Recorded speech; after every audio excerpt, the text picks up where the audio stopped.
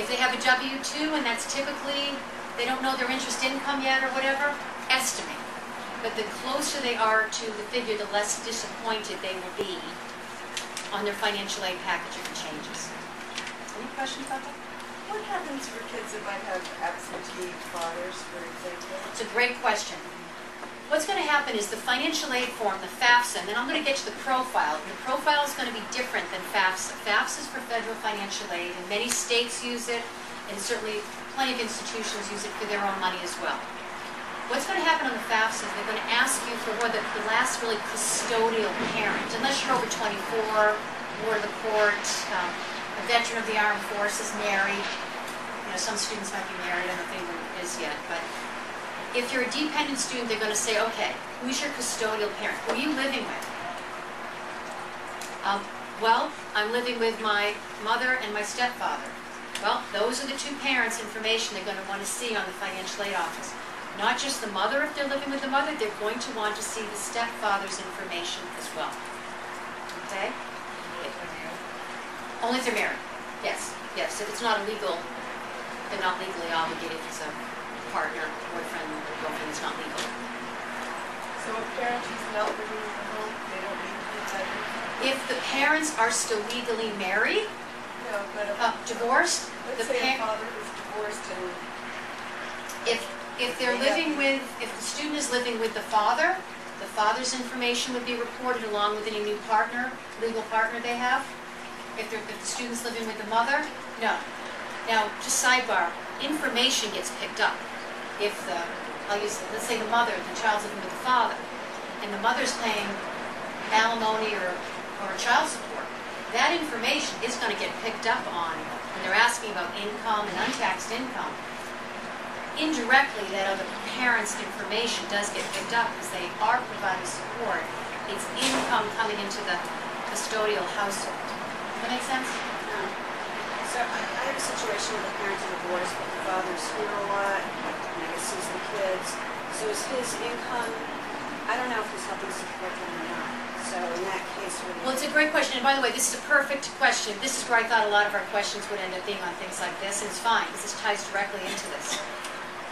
It really depends. I mean, the nice thing for the person filling out the financial aid form, let's say in that case you said a divorce, the father's not at the house, with the mother. She's filling it out. Is she remarried? No, it's just my income. Maybe she's receiving child support. That's getting picked up. The FAFSA is not going to ask for the divorced father's information in that scenario.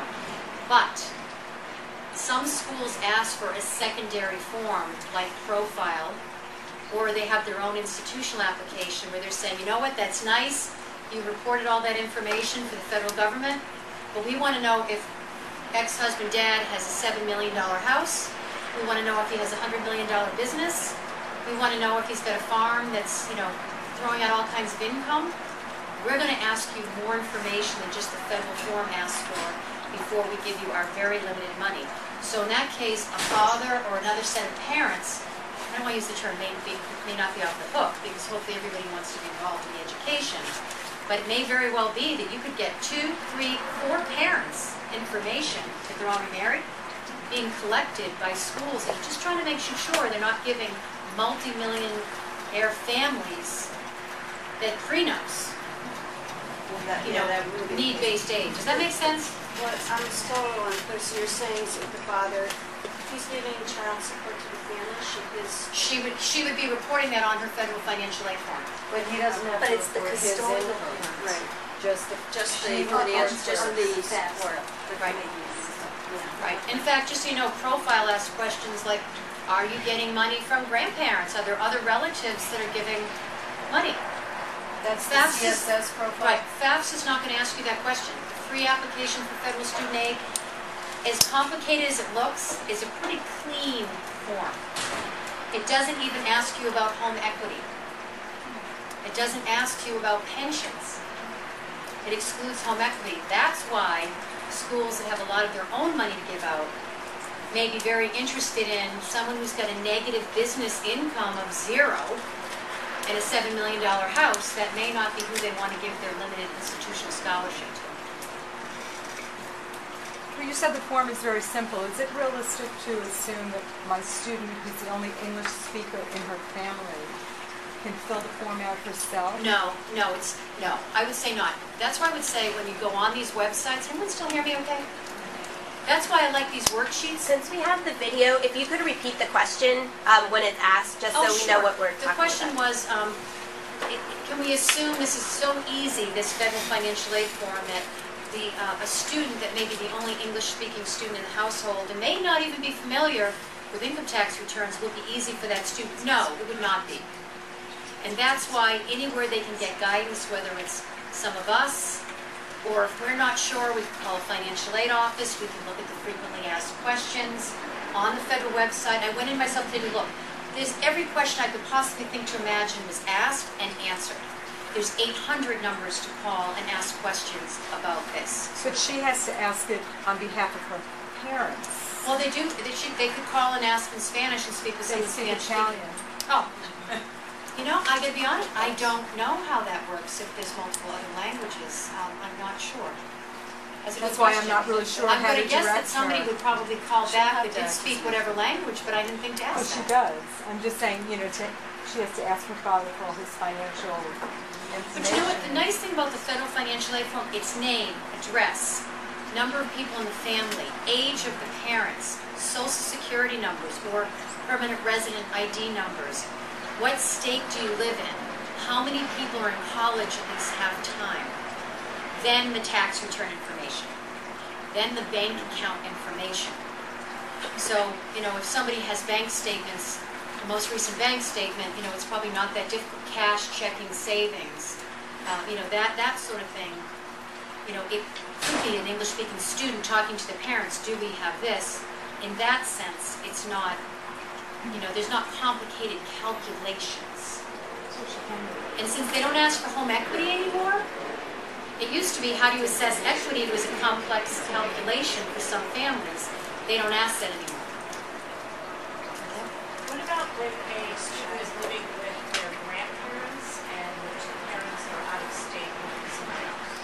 Again, it gets back to custodial parents. Are they the legal guardians? Did they adopt the child? Are they claiming them under income tax? That's really what they're trying to get at, because again, Isn't there a drop-down menu or something that explains how to answer that question on the FAFSA? on the FAFSA, it helps, but the other thing I was going to say in answer to that also, as things start to get more and more complicated, and they will, people have all kinds of unusual circumstances, an abusive parent, they moved out of the house, a mentally ill parent, a parent on drugs, a parent incarcerated. There's all kinds of things that begin to come up that get very complicated. A parent that refuses to submit their information. That's one of those things where not only are there pull-down menus to some extent about that, that's usually where you do need to call a financial aid office and say, okay, what do? My mother is mentally ill. She refuses to fill out my financial aid form. I can document it. The financial aid officer will probably say, just to give you an example, fine, fill out your information, send it in, guess what? The FAFSA processor is going to say incomplete.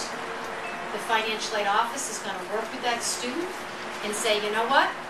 This student has a very convincing case that this is a very serious problem. They do not really have a parent that's willing to fill this out. Not necessarily willing, unable to.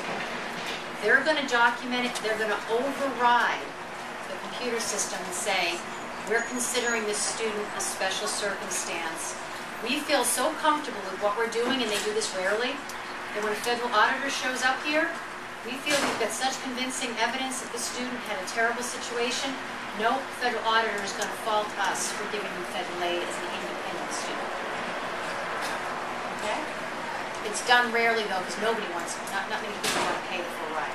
Julie, are grandparents that are, where if a child is living with a grandparent or an aunt, let's say, is that considered the custodial parent? The question is, if the student's living with the grandparent or the aunt, again, it gets back to, you know, again, I don't mean to make it sound this way, but say two parents who decide they want to go and work for 1 year in another country, and the student's going to stay with their grandparents who make $17,000 a year. Those really aren't the custodial parents. They're just staying with the grandparent for the year the parents are abroad.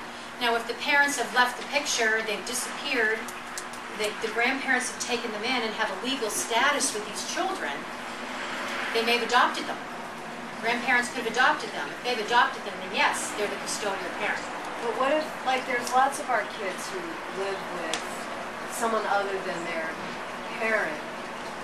There's no legal change that's been made, but it's a legitimately, you know, household where an aunt or a grandparent or an uncle or Well, the question brother is, or something for the is- camp, is just, again, they may be legally living with relatives, possibly their parents didn't come to the country. I mean, Yeah. that could be one of the, again, this is going to come down to, they need to have a very convincing case that they are an independent student and someone's just not trying to disclose their parent information to, you know, to get the most financial aid. There needs to be very clear evidence that somebody's their custodial parent or taking care of them. And again, I'll go back to profile. Even if a financial aid officer says, you know what, for federal aid, it meets the litmus test, they're independent, we've documented it, no auditor's going to have a trouble. For their own money, they might still want to say, well, that's nice, but you know what, you're living with your grandparents? Tell us, what do they make? What's the value of their home? You're living for free with these people that seem to care an awful lot about you. Tell us about them before we give you our free money. But you wouldn't put that on the FAFSA if they're legitimately living There's there? not a line on the FAFSA, so that's another thing too I was going to mention to you here. By the way, this is the bulk of the FAFSA, so this is all tied in. What I was going to say to everybody is when the students fill out, where again, you may come in as their mentors, they do the best they can to fill out the financial aid form. They may ask you some questions, either you feel comfortable answering them or you direct them to the financial aid office or websites. What I was going to say is if they have anything unusual about their lives that involved finances, these forms don't capture that information very well. They should write a detailed letter to the financial aid offices, and they should attach as much documentation as possible. For example, I listed my mother's income from last year on the form. She's now unemployed. She's been looking for a job for 8 months. She was a housekeeper. You know, she still doesn't have a job. Her current income is one house per week, or, you know, whatever. Because they're asking for last year's income information, obviously someone who's unemployed for 8 months of this year, that doesn't make much sense to determine their financial aid on last year's information. Another example, say you had a parent who had, you know, I don't want to bring up cancer, so let's say cancer and they had some unreimbursed medical bills. And they're paying the hospital, or they had charged it on a credit card. Again, that would be the kind of thing they would want to put in a letter. My mother or my father has a $67,000 loan because this is how much our health insurance, see attached, this is how much our health insurance attached, this is what she had. Here's a letter about what we had to pay to the hospital. That's the sort of thing a financial aid office can look at. Taking a vacation, we're not interested in your credit cards. We're not interested in the car payment on the BMW, but you had to charge somebody because you had an emergency. Now that's something the financial aid office may consider that is not going to be picked up on the financial aid form. And the more documentation they can provide, the better. And almost getting back to what I was saying about the deadlines, the earlier they can get that information in, the better, because the schools have the most money early on in the process. Okay? Any questions about that? One more scenario. Sure. We have a student coming up through the pipeline who I don't think the father has